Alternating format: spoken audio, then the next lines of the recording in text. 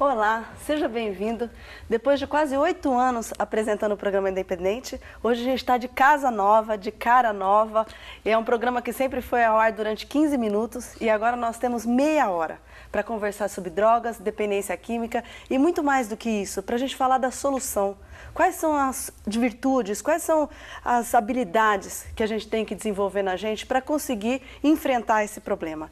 E o assunto de hoje é síndrome alcoólica fetal. E para falar sobre isso está aqui conosco a doutora Ana Paula Imaia. Ela é pediatra e especialista em cardiologia pediátrica e ecocardiografia pediátrica. É isso, doutora? Isso mesmo. Muito obrigada pela sua participação, por aceitar o nosso convite. E também está aqui conosco o doutor Osmar de la Torre, psiquiatra. E, gente, a gente fala tanto de síndrome alcoólica fetal como um problema de quem bebe na gestação. O que vocês podem falar sobre isso? O que é a síndrome alcoólica fetal? Bom, a síndrome alcoólica fetal ela é um conjunto de sinais e de sintomas, né, que acometem o feto em decorrência da mãe ter ingerido álcool. Né? Não necessariamente só durante o período da gestação, mas o período pré-concepção, ou seja, antes dela engravidar, né, o período da amamentação também, né, e muitas das vezes quando a mãe ingeriu álcool mesmo sem saber que estava grávida, né, então esse início até descobrir a gestação, se ela estava ingerindo álcool também é um fator de risco. É um fator de risco. E doutora Osmar, as pessoas sabem qual é a quantidade que não pode ser ingerida na gestação para que não corra a síndrome alcoólica fetal? Os estudos ainda não têm um nível de evidência. O que se recomenda pela literatura médica é cessar o uso do álcool. Então seria proibido o uso de bebida alcoólica durante a gestação. Imagino que os fatores de risco são muitos, né? Então, o consumo de álcool no primeiro trimestre da gestação, o início precoce da ingestão de álcool, a idade materna acima de 25 anos, história de gestação anterior com parto prematuro ou natimorto, ter tido 3 ou mais gestações anteriores e a ingestão de álcool com frequência de 5 ou mais doses por ocasião e 2 ou mais vezes por semana. É isso mesmo? São esses os fatores principais de risco da síndrome? E, estatisticamente, são esses fatores que se encontram, né, nos casos dos fetos que nasceram com esse diagnóstico.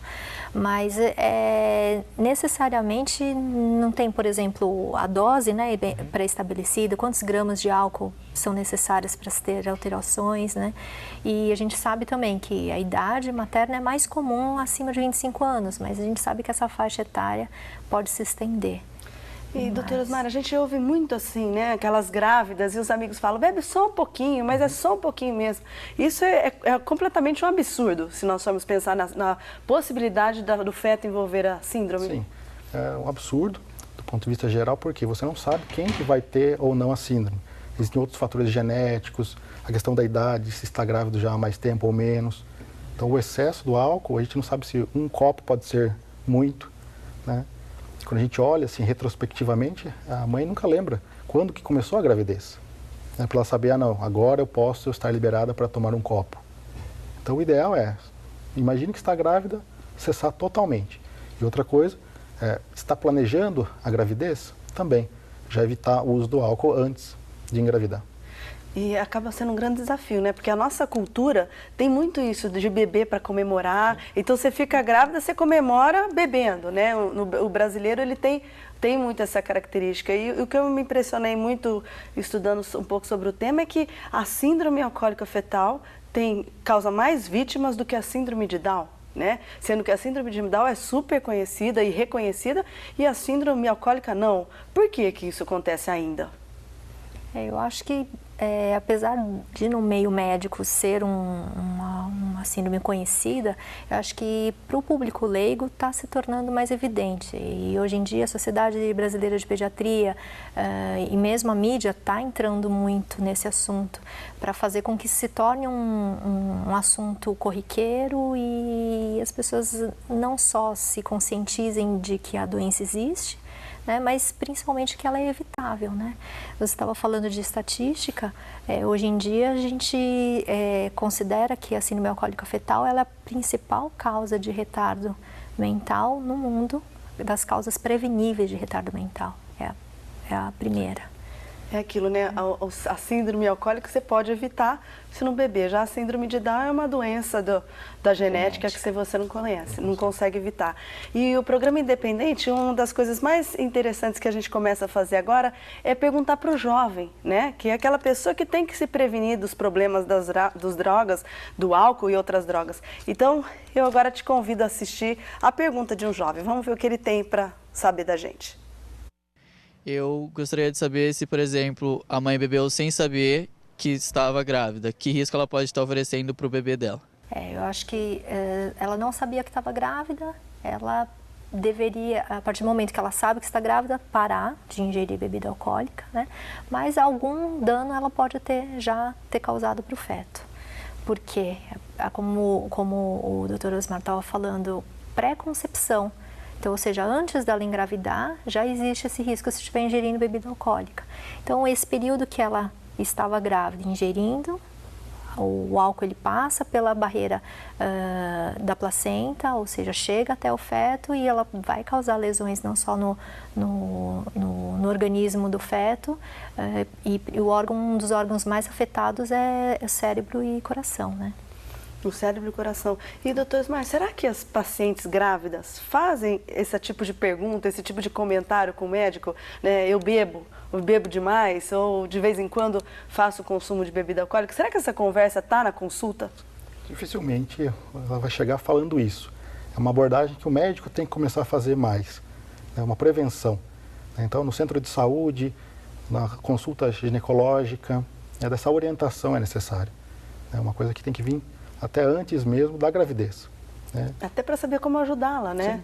Porque não deve ser fácil, porque quando a pessoa bebe é um hábito que ela tem na vida. Né? E às vezes ela esquece que tem um ser dentro dela, gente, que beber vai afetar completamente, porque eu imagino, né? A bebida entra direto na corrente sanguínea e vai para o bebê, não é? Uhum.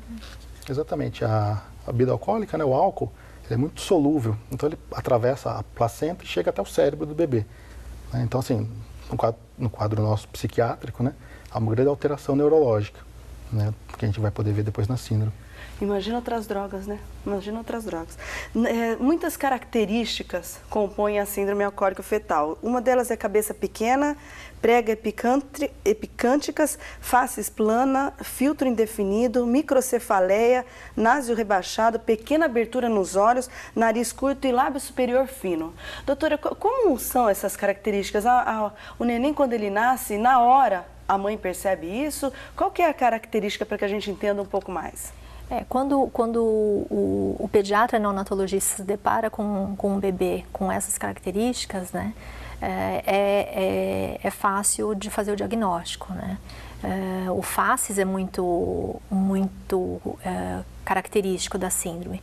Tem algumas dessas que você citou que são mais evidentes, né? De um olho pequeno, essa prega epicântica, e uma das características maiores, né, é o retardo de crescimento intrauterino, um bebê que nasceu pequeno para a idade gestacional.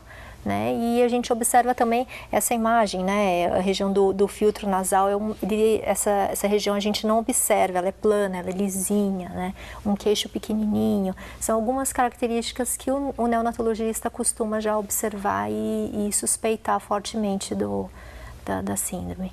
E além dessas características físicas, quais são as consequências para essa criança? A gente vai ver essa consequência ao longo do desenvolvimento da criança. Ela pode ter um retardo do crescimento, então ela tem peso menor, uma altura menor do que uma criança da mesma idade.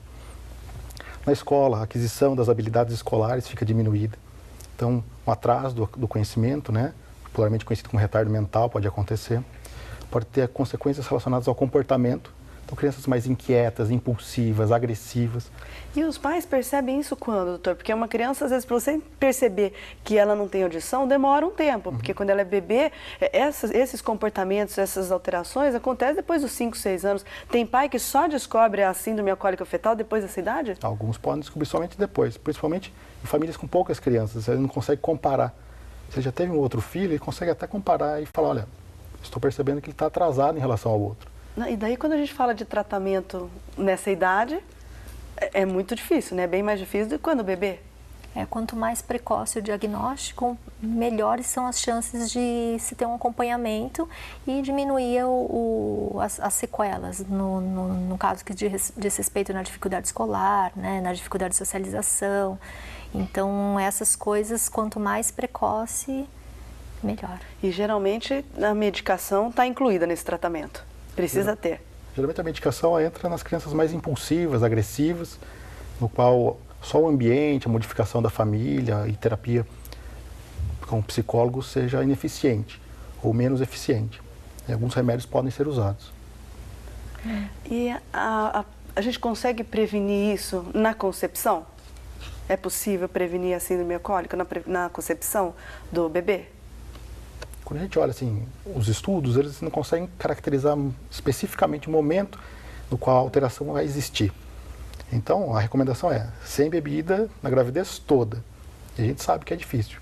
Alguns países, por exemplo, como a França, quando eles têm o costume de beber junto com a comida, né, a gastronomia, eles percebem um índice muito maior do que em países que o beber é menor. E que interessante, né? Tem tanta informação na sociedade, cada vez mais, e mesmo assim a síndrome alcoólica fetal tem aumentado. Então a gente tem que se perguntar sempre, o que está acontecendo? A gente tem informação, mas a gente não está tendo as escolhas saudáveis, né, para transformar a nossa vida numa coisa melhor, ter uma vida mais saudável. É interessante isso, né? Mas a gente vai continuar falando sobre esse assunto depois do intervalo.